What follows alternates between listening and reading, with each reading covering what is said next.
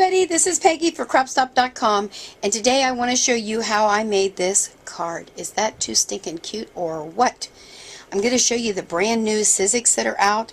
There's some die sets, and that's what I used here for the flowers and for the hello. Oh, wait till I just show you everything here, what we're going to use. Well, here's the dies right here. You get the three, you get the flowers, the hello, and then the ivy or swirl, whatever you want to call it. The other ones that they have out now, this one's the Baroque ornament. Look at that. Is that like gorgeous or what? I mean, the bling, oh, so much cool stuff you can do. And then here's another one.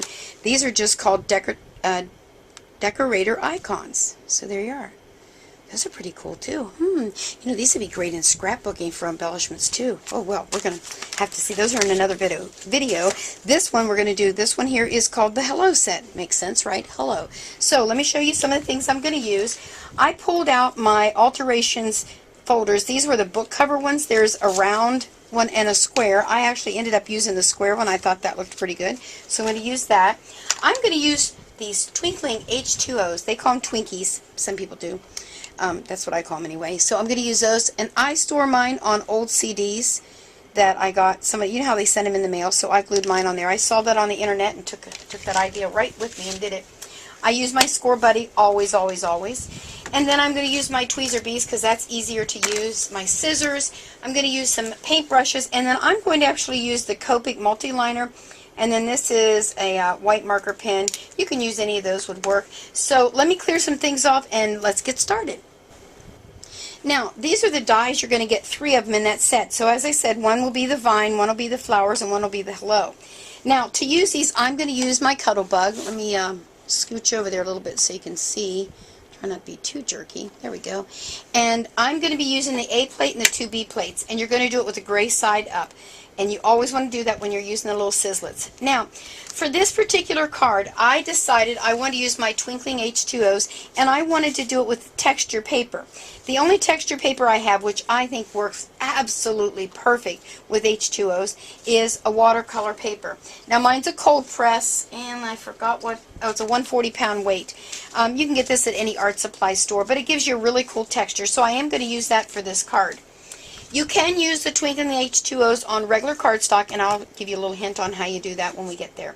Now, here's what I'm going to do. When you have watercolor paper, there's a texture side and there's a smooth side. For these, I'm going to put the texture side down because that's the side I want to use my watercolors on. My A plate, my B plate, gray side up with the cardstock, a B plate. Now, when you use this heavy of paper, with any of your dies, you need to go through 2-3 times because it's really a lot thicker than regular cardstock. So I'm going to roll it through there, roll it back, do her again, and we'll do it one more time just for good measure. So there you are. So I'm going to leave that in there in my paper because I want to color it. And I'm going to go ahead and do the same thing with the textured side down. A plate, B plate, B plate. These are the little flowers. And I could do these 2 dies at the same time if I was using regular paper, but when I use my watercolor paper in there, because it's so thick, I like to just do them individually. It's just a Peggy thing. So there's that one. And then we're going to do the hello. Oh, I hope I cut that wide enough. Woo, just barely. I was cutting corners there.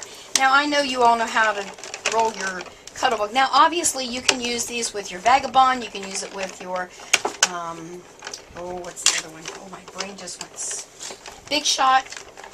So you can use it with that. You can use your big grand caliber.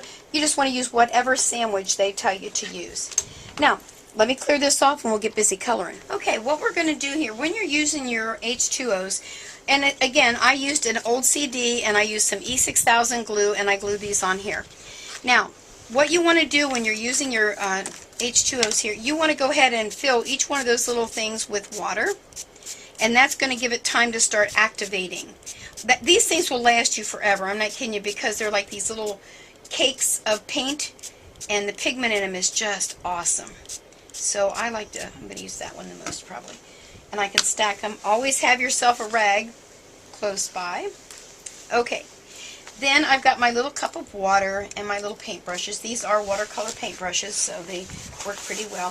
One of the things I love about these, don't you just love that they put the names on there? Can you see how they get in the camera so you can see. They put the names on here so you'll know what they are. And I have a little Rolodex like a phone thing, and I stick mine right in there. That's how I do that. Alright, we're going to do this one first. Now the way I do this is I stir this up. Let me make sure you're seeing all of this. Get you back in the camera. There we go. Okay. Alright, so you want to get it activated and get it going. And I mixed a couple colors on mine just to get a different look. And this is all you have to do. I mean, how easy is that? And because it's textured, it just gives that extra little linen kind of a look. And I'm just going to add a little bit of that in there just to give it a little different color. Yeah, I kind of like that. It's a little bit different than what the original card is, but I think I kind of like changing the colors. Now, the thing you want to do with your H2Os, you want to heat set this. Before you add any other colors, you want to heat set it. So we'll just heat set that real quick, and I'll be right back. Now, I want to just show you, they give you a wonderful, what do I want to, like a design that you can use. And my son is an artist and works for, anyway, doesn't matter where he works, but anyway, he's an artist, and he always says, Mom, don't try to recreate the wheel. And I figured some artists went to a lot of trouble to come up with this color scheme, so why not use it? So that's kind of what I'm doing. Now, I did change my hello a little bit. So anyway, that's why I'm doing it. Let me get a little bit of water in there and activate that one. And it looks like I might have still had a little bit of there. I don't know if the camera can really see. These really do sparkle. They're just awesome. So that's my little yellow. I don't know if the camera can see the shimmer or not. Anyway, we're going to let those dry for a second. And then where's my ivy? So let me clean my brush there a little bit. It's always nice to have a nice round brush when you're working with your watercolors.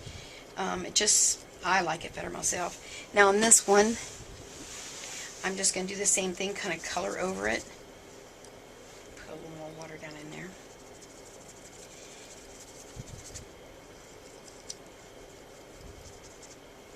And again, we're just going to, that's all you have to do to these. I mean, there's just no, you just don't have to work so hard.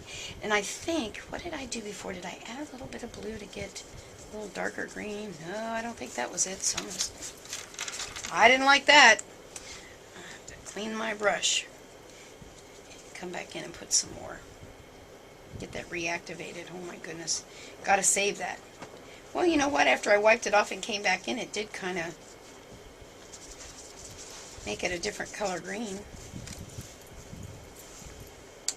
That's the neat thing. You can play with these things and very forgiving, which is very good.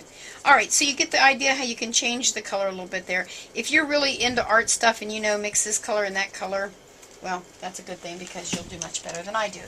Now, this one, I'm going to use a little bit of this. This is my favorite color. Oh, I just love that. Now, what they did on the thing is they only did part of the flower. So, that's what I'm going to do, just part of the flower. There we go. Okay, I'm going to heat set this and I'm going to come back and show you what we do next. Now, I did want to show you before I forget, excuse my arm, the difference that you're going to get if you use regular cardstock. It's just a matter of, oh, I don't know if there's enough water. Reactivate that a little bit. You're going to get a different look. This is going to give you a nice smooth look, which I absolutely love. And it's not so much that it's going to curl my paper. Isn't that a beautiful color? It's my favorite. And so let me bring these up. Now these aren't going to be the same color, but maybe you can see the difference in texture. I'm not sure if you can. So this has a linen look and this is a nice smooth look. I just wanted the linen look because I did. Alright, so there you go. So obviously you can use these. Now when you start to break these apart, because I used the watercolor paper, it is going to take me a couple minutes longer to do that, and I'll do that off camera. You don't have to watch me do all that. But one of the things I wanted to show you I did next is I use always my Score Buddy, and I'm just doing an A2 card. Now if you haven't used one of these before, they are awesome. They fit on your desk perfectly. And for an A2 card, there's a little asterisk right by the 4 1/4, and you're just going to come straight down like so. Mountain in is how you fold it, and then give her a crease, and it's perfect every time. Now the one thing I did, I told you I used my folder from my Sizzlits, so we'll stick that in there. And again, you probably know how to do this. I just like to do it in case there's somebody out there who's never used a Cuttlebug or an embossing folder. You're going to use an A plate, a B plate, in your folder, and you're going to go open end first to emboss it. It just gives you, it seems to give you a better, actually embossing and more even. Put her over there, and then voila, there is my embossed. You see that? Perfect. Okay, so that's how you do that part. All right, let's put that there. Now, let me clear this off and bring back in, and we'll kind of show you how I assembled the card, and we'll call it a day. Now, I just wanted to show you real quickly, and it's super, super simple. I did a little bit of doodle kind of outlining on this. I've really gotten into that a lot with doing mixed media, and it just really accents. And actually, if you look on the sample on there, they did the same thing. So it's kind of a neat technique, and all I did, again, was to use my Copics liner, and this is a .02. And let's make sure I'm in the camera here where you can see. And you just outline. And what's really nice is now that this is dry, you can outline as much or as little as you want, and it just is a perfect little finishing touch on your flowers. So that's all I did there. The white pen you can use wherever you want to.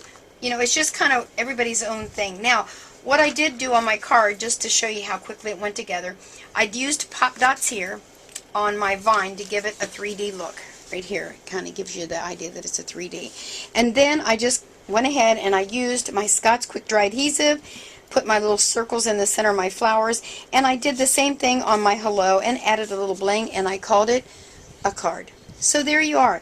That is so easy to use. These die cuts are just great, and if you'll stay tuned in the next weeks to come, I will show you some ideas that I've come up with using the decor icons and that Baroque ornament.